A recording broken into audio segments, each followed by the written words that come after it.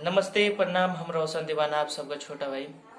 उम्मीद करते हैं आज का सॉन्ग आप लोग को बहुत ही अच्छा लगेगा।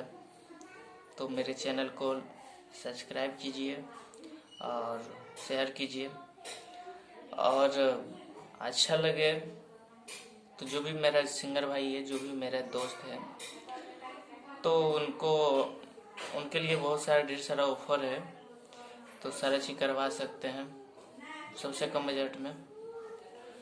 और आज का मैटर है, न्यू धुन का है मैटर है।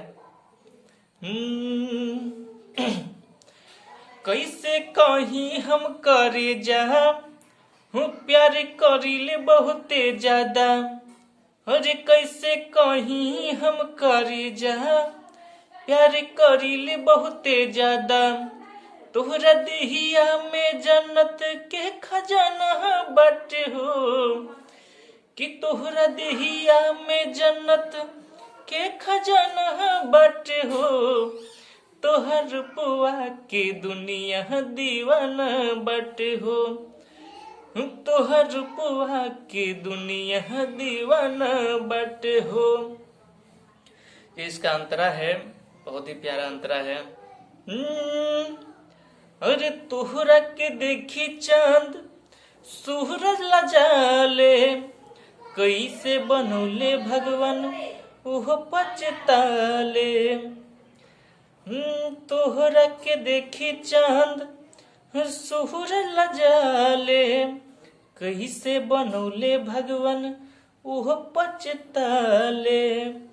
सावन के घटा के सिया लहरे तब है पुरबाई।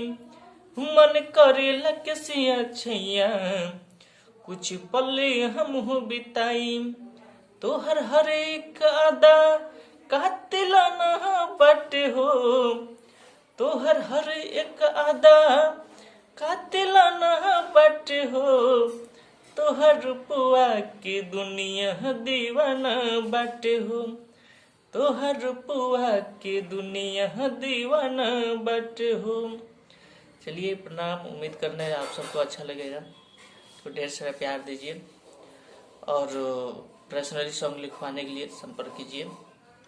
धन्यवाद।